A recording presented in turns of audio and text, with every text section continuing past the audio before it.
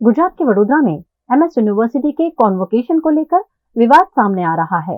वडोदरा की विश्व प्रसिद्ध एमएस यूनिवर्सिटी के कॉन्वोकेशन को लेकर विवाद सामने आ रहा है।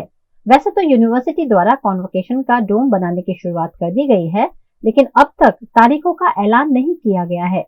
दरअसल एमएस यूनिवर्सिटी प्रबंधन कॉन्वोकेशन के लिए किसी वीआईपी गेस्ट का इंतजार कर रहा है, जिस पर अखिल भारतीय विद्यार्थी परिषद की ओर से आपत्ति जताते हुए जल्द से जल्द कॉन्वोकेशन की डेट डिक्लेयर करने की मांग की गई है, ताकि जो छात्र वडोदरा के नहीं हैं, उन्हें कोई दूसरे राज्य या शहर से आने का वक्त मिल सके। पिछले 2-3 साल से एमएस यूनिवर्सिटी, विश्वविख्यात एमएस यूनिवर्सिटी का जो कॉन्वोकेशन होना चाहिए वो हर साल लेट से लेट हो रहा है। तो उसका मुख्य रीजन ऐसा है, एमएस यूनिवर्सिटी इतनी बड़ी है तो उसको कोई वीपीआईपी गेस्ट नहीं मिल रहा है। और दूसरी बात कि जब राजा ने सामान्य लोगों के लिए, सामान्य विद्यार्थियों के लिए, मध्यम वर्ग के लोगों के लिए यूनिवर्सिटी की स्थापना की थी और वडोदरा के लोगों के लिए भेंट दिया था, और अखिल भारतीय विद्यार्थी परिषद यूनिवर्सिटी को चेतावनी दे रही है कि 48 आवर्स में इसका घोषणा नहीं किया कि यूनिवर्सिटी कब कॉन्वोकेशन कर रही है, तो ये नहीं हुआ तो ईबीवीपी के माध्यम से आंदोलन होगा। उसकी पूरी जिम्मेदारी यूनिवर्सिटी तंत्र की रहेगी। गुजरात के वडोदरा में आम आदमी पार्टी द्वारा करजन टोल टैक्स मामले कलेक्टर को आवेदन पत्र दिया गया है। वडोदरा आम आदमी पार्टी द्वारा कलेक्टर कार्यालय के बाहर करजन टोल नाका पर टोल टैक्स में बढ़ोतरी के खिलाफ नारेबाजी की गई और टोल टैक्स में बढ़ोतरी का विरोध करते हुए टोल टैक्स वापस लेने की मांग की गई है। કે જે રીતે કરજણ ટોલ નાકાની અંદર જે વધારો થયો છે કે શરૂઆતમાં 155 રૂપિયામાં તમે 24 કલાક સુધી અવર જવર કરી શકતા હતા, હવે એમાં 75 રૂપિયાનો વધારો કરી 230 રૂપિયામાં તમે સમજો કે અવર જવર કરવામાં એક જ ટાઈમ ખાલી અવર જવર થાય એટલે ખૂબ દુઃખની બાબત છે। આનો અમે સખત શબ્દોમાં વિરોધ કરી છે। અરે તમારામાં તમે એક બાજુ રોડ ટેક્સ લો છો અને બીજી બાજુ ટોલ ટેક્સ લો છો, એટલે ખાલી પબ્લિકને ટોલ ટેક્સ રોડ ટેક્સ ભર્યા જ કરવાના છે। અને તમે રોડની ક્વોલિટી જુઓ, એટલી કંડમ હાલત થઈ ગઈ છે કે આ રોડ પર કોઈ પણ સંજોગોમાં ટેક્સ લઈ શકાય નહીં, તેમ છતાં પણ ઉપરથી વધારો કરવામાં આવ્યો છે અને અમે સખત શબ્દોમાં વિરોધ કર્યો છે। અને જો આ સમસ્યાનો નિરાકરણ નહીં આવે તો અમે 7 દિવસની અંદર ગાંધી ચિંધ્યા मार्गे विरोध पण करीશું। पानेरी एम्ब्रॉयडरी अब नए रंग रूप में। आप पानेरी पहुंचे हैं तो मानो आपकी सारी शॉपिंग हो सकेगी एक ही जगह पर। पानेरी में festive collection, casual collection, nightwear, innerwear के साथ अब ज्वेलरी, कई ब्रांड के कॉस्मेटिक्स, पर्स, परफ्यूम और बहुत कुछ। बच्चों से लेकर बड़ों के लिए बेहद खूबसूरत हर कलेक्शन। ट्रेडिशनल ड्रेस चाहिए या स्टाइलिश, पानेरी में सब कुछ वन स्टॉप वन डेस्टिनेशन। खुद के लिए खरीदना हो या दूसरों को गिफ्ट करना हो, पानेरी है सबसे best. Must visit Paneri embroidery, 10 Akota stadium road, Rajnagar society, Akota, Vadodara.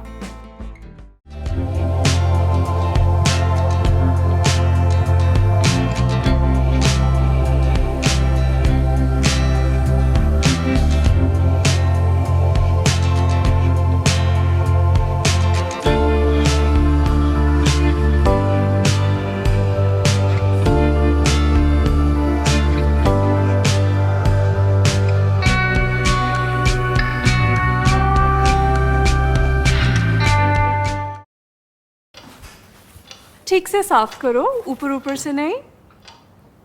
BLDC मतलब बोरिंग लुकिंग, इसको साफ करके क्या फायदा? इतनी बेइज्जती। Switch to RR signature designer BLDC fans, जो बोरिंग लुकिंग नहीं, वेरी स्टाइलिश लुकिंग है।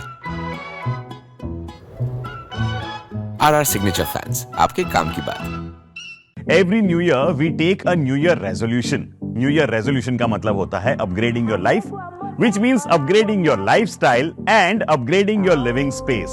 And that is why the best choice is Trilogy by Courtyard.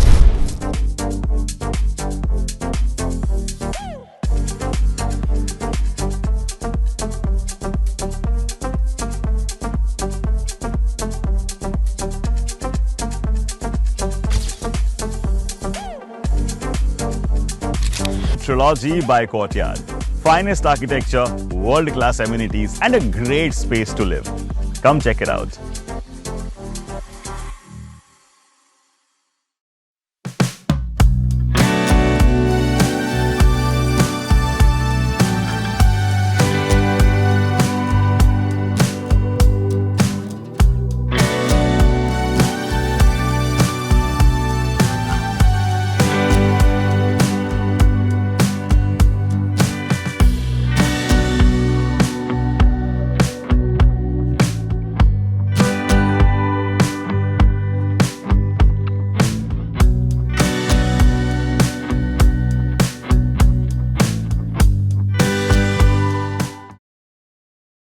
Bharat ले रहा है इलेक्ट्रिक अंगड़ाई। क्यों न हम साथ चले, साथ चले, साथ बढ़े, साथ बढ़े, देश मेरे, देश मेरे।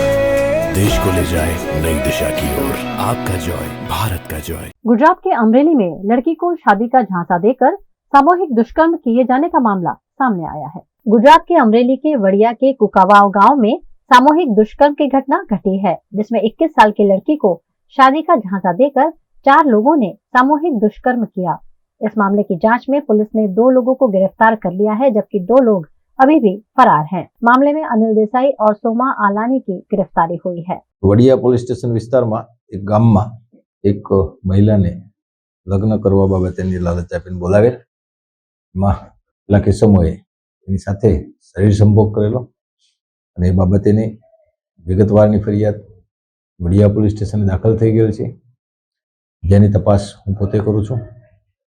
નિયમ મુજબની કાર્યવાહી તપાસના દરમિયાન કરવામાં આવેલી છે।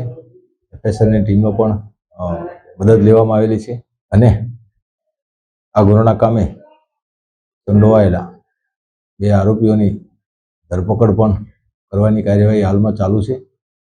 હસ્તગત કરી લીધેલા છે, એની વિગતવારની કાર્યવાહી કરીને એરેસ્ટ કરવામાં આવશે। બાકીના જે 2 આરોપીઓ છે એને શોધવા માટેની વડિયા પોલીસ સ્ટેશનના પીએસઆઈ મિસ્ટર દવેને અને એની ટીમ એમાં સક્રિય છે અને એ મળી આવેથી પણ તેઓની ધરપકડ કરવામાં આવશે અને નિયમ મુજબની કાર્યવાહી કરવામાં આવશે।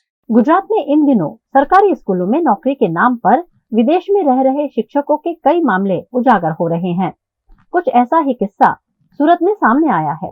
गुजरात के सूरत में दुबई में टूर्स एंड ट्रेवल्स का व्यापार करने वाले स्कूली आचार्य का मामला उजागर हुआ है, जिसमें सरकारी स्कूल में प्राचार्य के रूप में कार्यरत संजय पटेल दुबई में टूर्स एंड ट्रेवल्स का बिजनेस चलाते हैं और उसके साथ साथ सूरत में सरकारी स्कूल में ड्यूटी भी करते हैं। सूरत के अमरेली इलाके की स्नेह रश्मि स्कूल में पिछले 10 सालों से प्राचार्य के रूप में कार्यरत संजय पटेल 1 साल में बिना एनओसी लिए 33 बार दुबई गए हैं। अहमदाबाद में एक पुलिस शिकायत के बाद ये समूचा मामला उजागर हुआ है, जिससे शिक्षा विभाग की कार्यप्रणाली पर सवाल उठे हैं। शिक्षक प्रिंसिपल शाळाना परमिशन वगैरह विदेश प्रवास કરી રહ્યા હતા, તો એ બાબતે અમે પ્રાથમિક રિપોર્ટ મેળવ્યો છે અને હવે એની ઉપર અમે કારણસર નોટિસ આપી છે અને એમને જવાબ રજૂ કરવા માટે એમને તક આપી હતી। ત્યારબાદ એમને રૂબરૂ સુનાવણી માટે પણ બોલાવ્યા હતા અને હાલમાં તેઓ મેડિકલ લીવ ઉપર છે, એમનું કંઈ અકસ્માત કે જણાવ થયું છે। કોઈ પણ સરકારી કર્મચારી હોય વિદેશ પ્રવાસ જવા માટે એમને ફરજિયાતપણે એનઓસી લેવાની હોય છે। આ કિસ્સામાં એમણે એનઓસી મેળવેલ છે કે નથી મેળવેલ એની તપાસ ચાલી રહી છે। પુરાવો એકત્રિત કરવામાં આવેલ છે અને તપાસની બાબત હોય કે હાલમાં વધુ તમને જણાવી નહીં શકું। ટૂંક સમયમાં આ તપાસ પૂર્ણ થશે અને નિયમ અનુસાર જે કંઈ પણ શિક્ષાત્મક कार्यवाही કરવાની થશે એ અમે કરીશું। इस मामले की शिकायत मिलने पर शिक्षा मंत्री प्रफुल्ल पानशेरिया ने प्राचार्य के खिलाफ जांच के आदेश दिए हैं। બધા જ લોકો બહુ સરસ રીતે પોતાનું કર્તવ્યને નિભાવી રહ્યા, પણ આખા સુરતની અંદર 2 શિક્ષકો આવા મળ્યા છે। એનો મીનિંગ એવો નથી કે દરેક શિક્ષકો આવા છે। આ શિક્ષકને મેં અત્યારે જ સુરતના સંજય જે શિક્ષક છે, દુબઈ બિઝનેસ કરતો હતો અને અહીંયા શાળા રેડી રહેતી હતી, એ કાયદાનો દુરુપયોગ કરી પોતાને મળેલા હકને દુરુપયોગ કરી છટકબારી શોધીને આ લોકો આ રીતનું એક ભ્રષ્ટાચાર ઉપરનું એક સ્ટેપ છે, કારણ કે બાળકના વિદ્યાર્થીના શિક્ષણ ઉપર આની અસર થતી, તો એને સસ્પેન્ડ કરી દઈએ છીએ। આખા વર્ષ દરમિયાન અમે જે અભિયાન ઉપાડ્યું હતું એમાં કુલ 60 આવા લોકો નીકળ્યા હતા જે વિદેશ જતા હતા, એ તમામને બરતરફ કરી દેવાની ત્યારે પણ સૂચના આપી હતી ને હજી ગુજરાતની અંદર આની દરેક જિલ્લા શિક્ષણ અધિકારીઓને તપાસ સોંપી દીધી છે। લગભગ સંપૂર્ણપણે કોઈ જિલ્લાની અંદર આવું હવે બાકી નથી। ત્યારે હું જ્યારે ઘણીવાર એક શિક્ષક ભૂલ કરે તો હજારો શિક્ષકો પર એની અસર નહીં થવી જોઈએ, કારણ કે નાના ગામોમાં આ ગુરુજનો ખૂબ સારી મહેનત કરી રહ્યા છે, એમને પણ હું અભિનંદન આપું છું। અને આવો એકાલ દોકલ જે પોતાના સ્વાર્થ માટે તમામ વસ્તુ નેવે મૂકે છે, ગરીબ બાળકોના શિક્ષણ અને સારામાં સારા પગાર લઈને જો આવું કરતા હોય તો એને માફ કરી ન શકાય। અને જો એને રજાના પગાર લીધા હશે તો અમે એના પાસેથી વસૂલીશું। અમે તત્કાલ આજે એને સસ્પેન્ડ કરવાના મેં આદેશ કર્યા છે.